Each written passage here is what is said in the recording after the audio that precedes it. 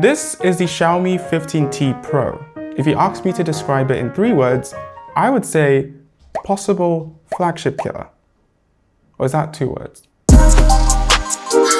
Okay, so what is a flagship killer?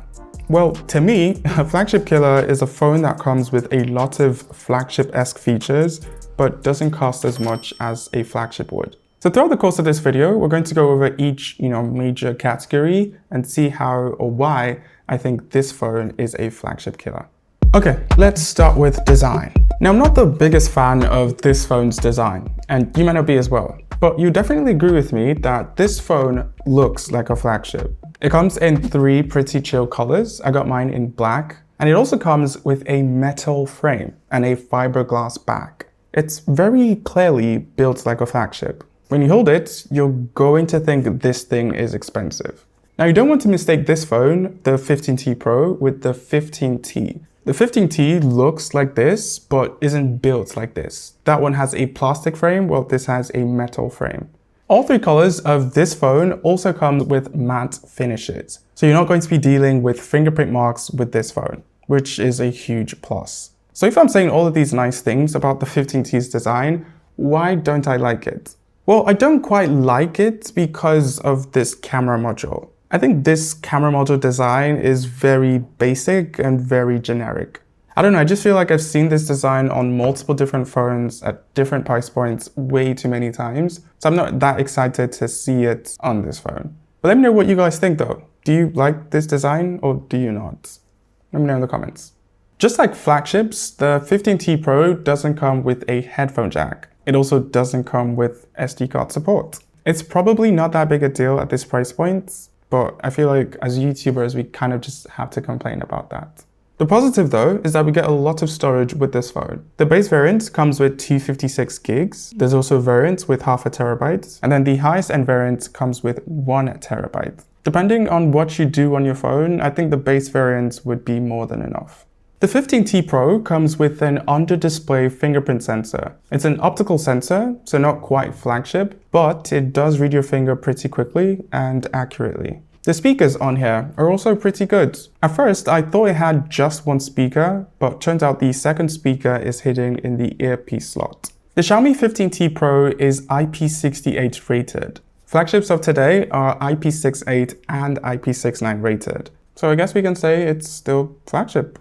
Flagships of today also come with Gorilla Glass Victus 2 protection, while this phone comes with Gorilla Glass 7i protection. Victus 2 is much better than what's on this phone, but I mean, this would still protect you from your typical everyday drops, and also scratches. Not quite flagship, but not too far off. What about display? Well, that could pass as flagship.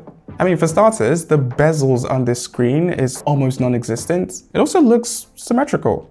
Or is it just my eyes? Colors look really good on this screen. Detail is also top-notch. Why? Because it's got a 1.5K AMOLED display. Animations on this are also really smooth. Everything just feels really quick and responsive, because this has a 144Hz refresh rate, just like other $1,000 smartphones. What about brightness? Well, this goes up to 3200 nits. I'm sorry if you're tired of hearing this, but that is once again in flagship territory. So like I said, this display could pass as a flagship display.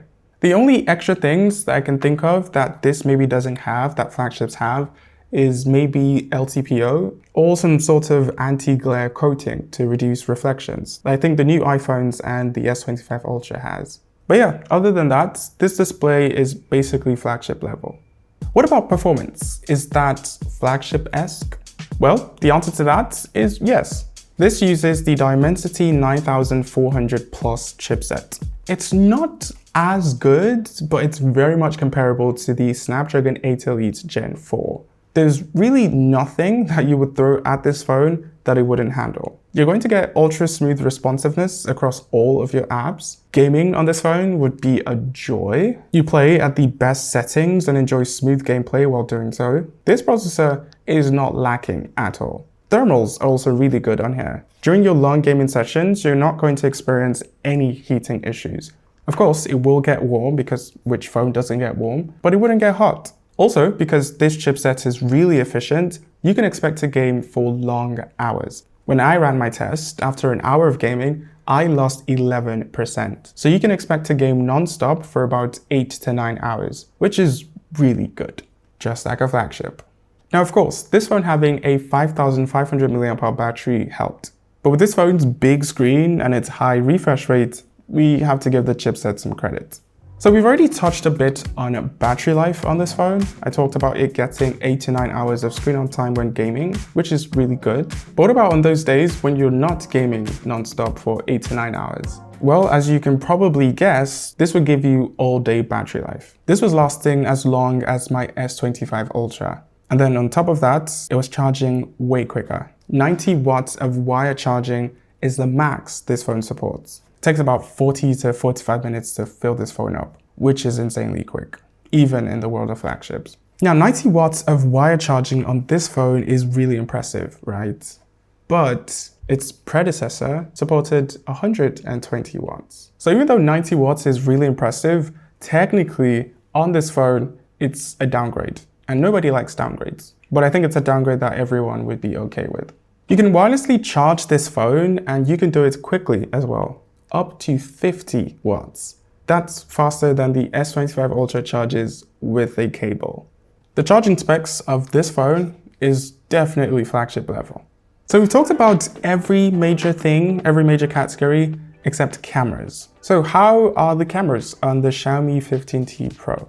Well, for its specs, this is rocking a 50 megapixel main camera, a 50 megapixel 5x telephoto camera, and a 12 megapixel ultra-wide camera. The photos I took with the 50 megapixel main camera really impressed me. They were super detailed. I mean, look at the texture on those rocks and on the grill. Photos from that camera were also really color accurate, very true to life. And then it handled things like contrast and dynamic range really well. You can take pictures in portrait mode with the main wide camera and also with the 5x telephoto. I took with both lenses. They both did well, I think, but I definitely prefer the 5x telephoto lens. There's just a way that looks. Sometimes 5x is a bit too much. You might not even have space for that. So having the 2x option, I have to say, is also nice. You might not notice this at first, but in the top right corner, when taking pictures, you can switch between two shooting modes, Leica Vibrant and Leica Authentic. Xiaomi worked with Leica on these cameras. I think they've been doing this for a little while now, and I think they're doing a good job. The ultra-wide camera isn't as impressive as the wide and telephoto cameras, but it does okay as well. What I wasn't impressed with at all though, is the selfie camera. It was very mid. I was expecting way much more from that front-facing camera. That's maybe the only thing on this phone that I wouldn't call flagship. The Xiaomi 15T Pro starts at £650, which is about $870 or 1.3 million naira. At that price, you would kind of expect really good video quality. You'd expect 4K 30 at least on all three cameras. You'd expect video stabilization also on all three cameras. And that's exactly what you get on this phone. I was really impressed with the rear cameras especially. It seems to handle everything really well. From sharpness to color to dynamic range, everything just seems spot on. The selfie camera, on the other hand, doesn't do that well, especially with dynamic range. So just like with photos, I think this phone's rear cameras are just way better than its selfie camera. But that's just what I think. Let me know what you guys think down in the comments. For software, this comes out the box with HyperOS 3 and Android 15. I actually thought we were going to get HyperOS 3 and Android 16 with this phone, but for now, it's still on Android 15. I believe it's coming soon, like maybe in the coming weeks, but for now, yeah, no Android 16 on this phone. The phone's UI looks and feels just like other Xiaomi devices, which is a good thing to some people, but could also be a bad thing to some other people. Essentially, if you really like Xiaomi's software before, you're going to love this. And if you didn't, well, you're not going to love this. This phone comes with a couple AI features. The first one I noticed, and one that I think is super useful, is this one's ability to transcribe your audio recordings in real time. So you just hit record, start talking, and the app would convert or transcribe your voice to text as you're speaking, as long as your phone's connected to the internet. The other AI feature I care about is Circle to Search, which is also on this phone. I've said this before, but I feel like every phone should have this feature. This doesn't have to do with AI at all, but I really like this phone's AOD to lock screen to home screen animation thing. It's kind of hidden in the settings, but when I found it and tried it out, I was just in love with it. I think it's really cool. For software support, Xiaomi is promising 4 years of major Android updates and 6 years of security patches. That's not quite up to the 7 years that Google and Samsung promises, but I mean, 4 years is still a lot. So I would say that's still kind of flagship. So that's the Xiaomi 15T Pro. Now, some people would say it's not a flagship killer because it's too expensive, that it needs to be cheaper. And they might be right. Maybe this isn't a flagship killer. But I would still say that this is as close as you can get to flagship without spending $1,000. This phone still has its issues. The biggest for me is that selfie camera. But even with its issues, it's still a very impressive smartphone that a lot of people would use and see as a flagship. Now, depending on where you're watching this video, this phone might not be available. For example, here in Nigeria, the 15T Pro was not launched. It's not available. The phone that's available is the 15T. So once again, this is the 15T Pro. It looks a lot like the 15T, but different in a lot of ways. Just bear that in mind. Also, let me know your thoughts on the 15T Pro in the comments. Thank you guys so much for watching as always, and I would see you when you see me.